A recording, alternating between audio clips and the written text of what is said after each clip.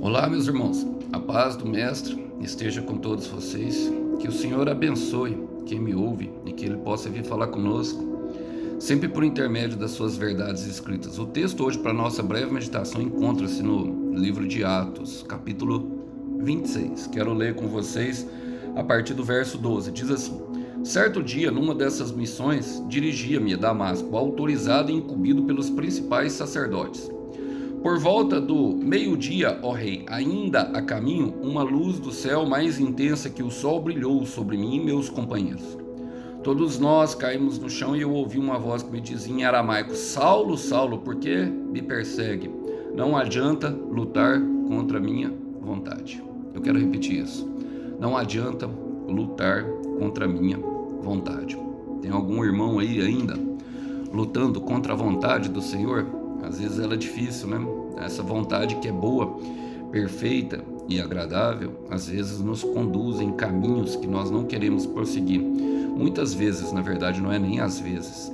Bom, e essa é a verdade que Paulo carrega. Paulo está num julgamento diante do rei Agripa e o governador Festo, dando o seu testemunho, meus irmãos, dando o seu testemunho, sendo colocado em correntes justamente para testemunhar o amor de Deus. E essa é a verdade que Paulo carrega, é a boa, perfeita e vontade agradável de Deus. Ele está contando nesse momento a sua conversão, e isso tudo tem a ver conosco. Eu quero fazer algumas aplicações pertinentes ao que se refere a esse texto. Vamos lá. Fala assim, ó: certo dia, irmão, eu quero te dizer, minha irmã, você tem um dia certo para encontrar com o seu milagre. Você tem um dia certo para se encontrar com Jesus. Você tem um dia certo para se encontrar com a compaixão de Deus sobre a sua vida. Não importa o cenário. Paulo fala: numa dessas missões, dirigia-me a Damasco. Damasco é um lugar de fluir muitas águas, a etimologia da palavra fala. Ele estava indo a um lugar de fluir das águas. O fluir das águas fala do fluir do Espírito Santo. Mas a missão dele, meus irmãos, olha, ele fala assim, ó, no versículo anterior: eu me opunha a eles com tanta violência que os perseguia até as cidades estrangeiras.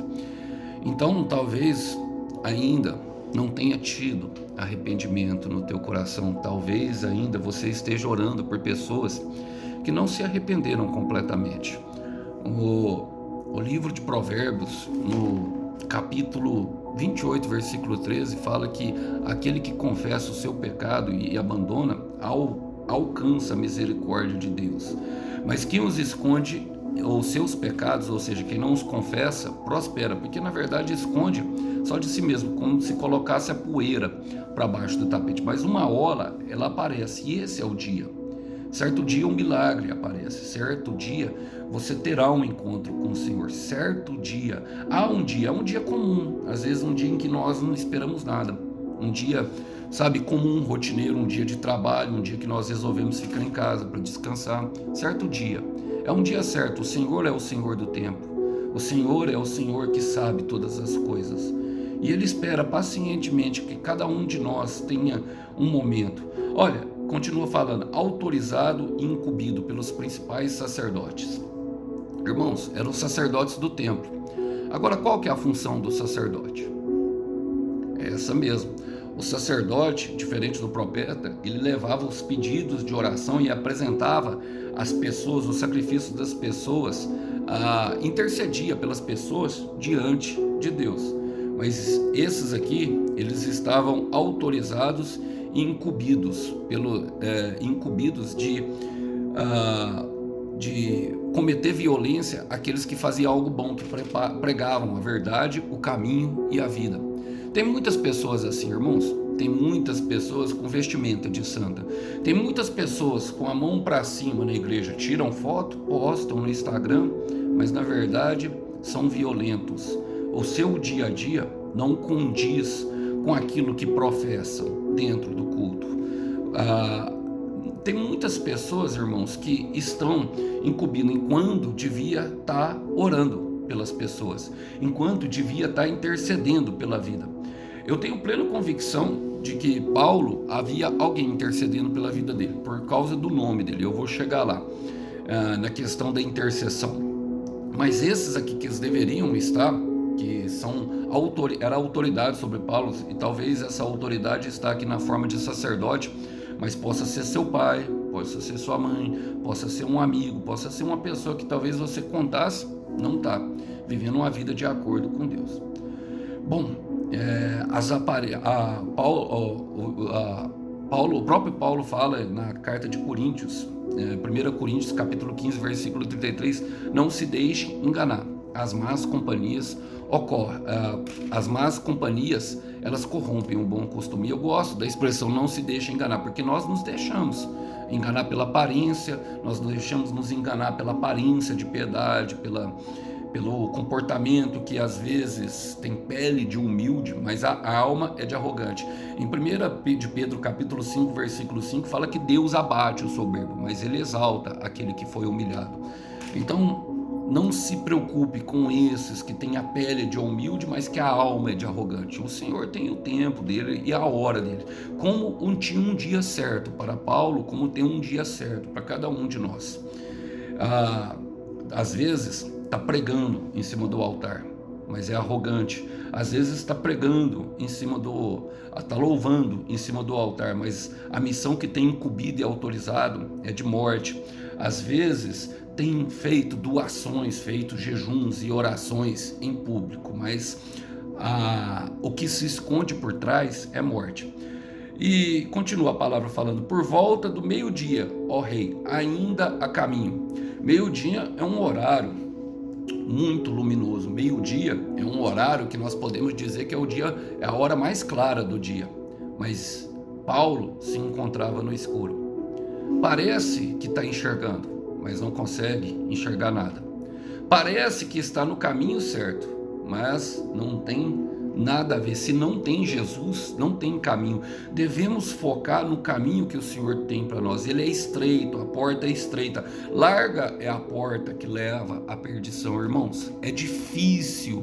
Olha, eu sempre falo, é difícil, meu irmão. Sabe, a gente pensa que vai encontrar facilidade no caminho, quando encontramos com a dificuldade. Foi o que aconteceu com Paulo. Meio-dia, autorizado e incumbido de matar, mas na verdade estava tentando matar aquele que é a própria vida. E a vida que habita nele nos trouxe plenitude e graça sobre graça. Ele perseguia os pequeninos, mas quem persegue os pequeninos persegue o próprio Senhor Jesus.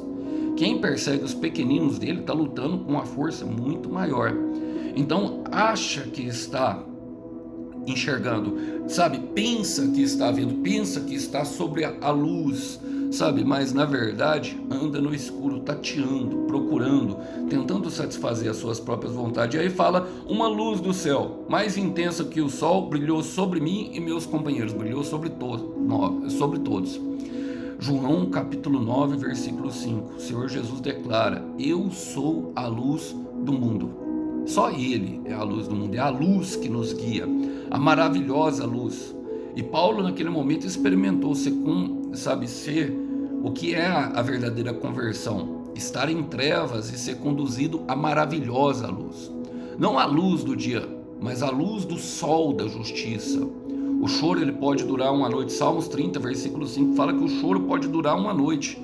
Sabe, a escuridão, as trevas, tudo que você tem passado de ruim pode durar uma noite, pode durar por dias, pode durar por meses, até por anos. Mas uma hora a alegria vem, e a alegria vem em forma de luz, irmãos.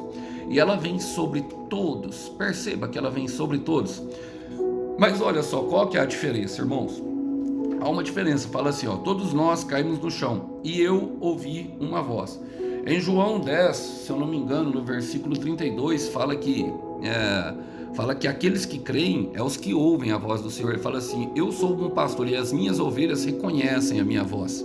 Mas eu quero falar porque esse é um momento de alegria. Às vezes nós ligamos muito a números, mas olha só o que a palavra diz em Lucas 15, versículo 7.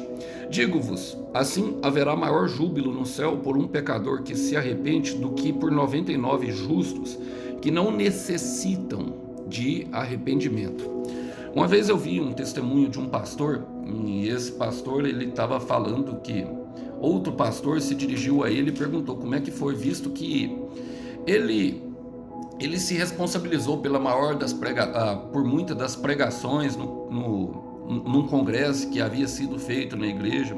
O congresso até aparentemente tinha muitas pessoas, mas quando ele perguntou no final, esse outro pastor que era visitante lá, perguntou para ele o que, qual tinha sido o resultado.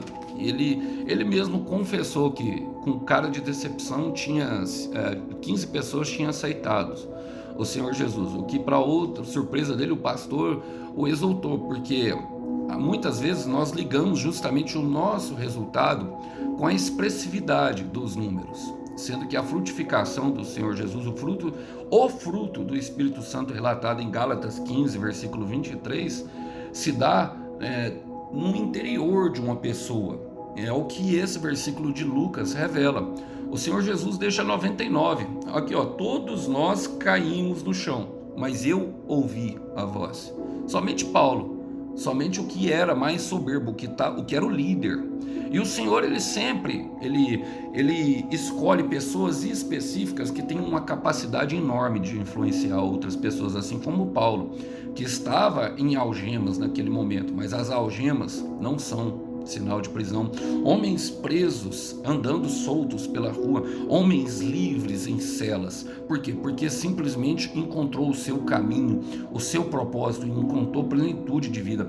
E a vida que flui dentro de nós, ela flui mesmo que estejamos algemados, mesmo que estejamos presos em uma situação. E há alegria no céu justamente quando esse fluir acontece dentro de nós. É o fruto do Espírito, e não como o pastor anterior disse, só 15, somente 15. E às vezes as pessoas ligam justamente que o fruto de uma pessoa pode trazer para o céu uma grande festa. O céu se alegra com a conversão de um, irmão. O céu se alegra justamente com aquela ovelha que estava se perdida. E justamente as orações de um santo, de uma pessoa que conduz o Espírito Santo a fazer um trabalho interior dentro daquela pessoa.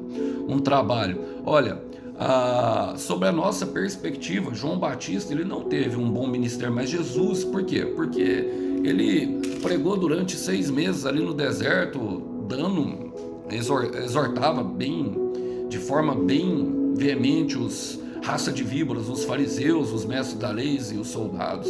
Mas o Senhor Jesus fala que ouvia com os outros olhos, fala que soube que homem nascido de mulher não tinha sido nenhum maior profeta que nem João Batista. Esse é o testemunho que Jesus dá. E Jesus, ele dá testemunho com nós, através daquilo que nós fazemos, justamente praticando Mateus 6,6 no secreto, irmãos.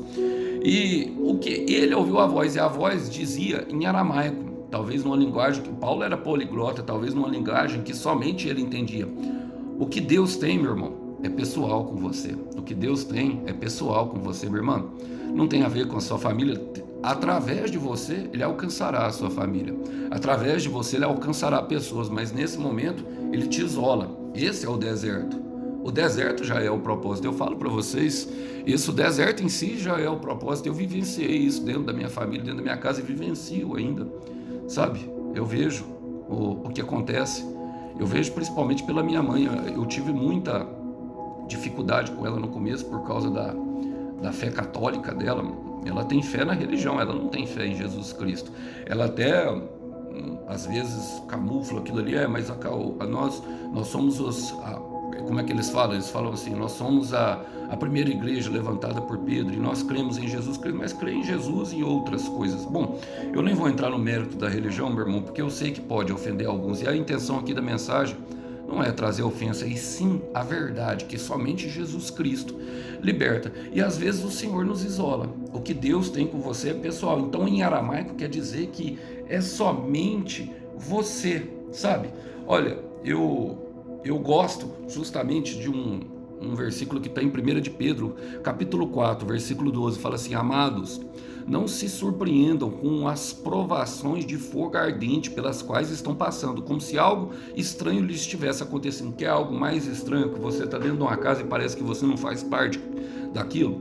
Pelo contrário, alegre-se muito, pois essas provações se tornam participantes do sofrimento de Cristo, a fim de que tenham a maravilhosa alegria de ver a sua glória quando ela for revelada. Meu irmão, não há de se comparar, sabe, o tempo presente, as tribulações, as angústias, a dor, com a glória que em nós há de ser manifestada. Paulo fala isso em Romanos 8, versículo 18. Não há, sabe, as leves e momentâneas tribulação do momento. Então, fica tranquilo, porque Jesus está falando com você de maneira pessoal. É só com você o que ele está falando em aramaico. E o que ele fala? Ele te conhece pelo nome, ele fala: Saulo, Saulo, por que me persegue?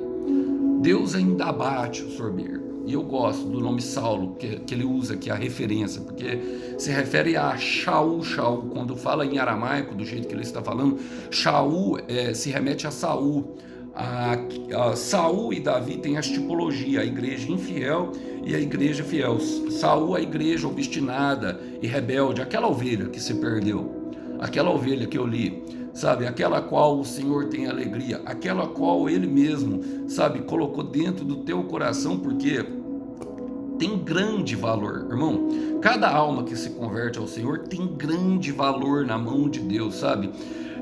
É impressionante saber o quanto uma alma tem valor, quanto uma pessoa só tem valor. Shaul. E esse nome, na etimologia da palavra, ele fala pedisto foi a Deus. E é justamente isso, porque a oração pode muito e os seus efeitos. Eu quero ler com vocês, porque com certeza não eram os sacerdotes que estavam orando, eles estavam incumbindo Paulo de morte. Mas olha só, Jó capítulo 16, versículo 20, fala assim, o meu intercessor é meu amigo. Eu quero repetir isso. O meu intercessor é meu amigo. Quando diante de Deus, com lágrimas dos seus olhos, com lágrimas dos meus olhos, ele defende a causa do homem perante a Deus, como quem defende a causa de um amigo. Muitas pessoas assim, Deus levanta muitas pessoas, irmãos, que defendem a causa de um homem que ninguém dava nada, como por exemplo Paulo, obstinado em matar, obstinado em pecar, obstinado, sabe, em ter uma vida que não agradava a Deus. E tem muitas pessoas, e quem sabe, quiçá vai saber se Paulo não agrediu esse mesmo. Talvez seja Pedro. Pedro tinha andado com Jesus e Pedro aprendeu com Jesus: orai pelos seus inimigos. Irmãos, essa é a grande obra do Senhor, que creiam no Filho de Deus. Isso está escrito em João 7,28. A obra de Deus é essa, que creiam que Ele enviou o seu Filho. E quem crê no Filho obedece os seus mandamentos. Então ora por seus inimigos. Então, olha, fala o que Jesus fala para ele: não adianta lutar contra a minha vontade.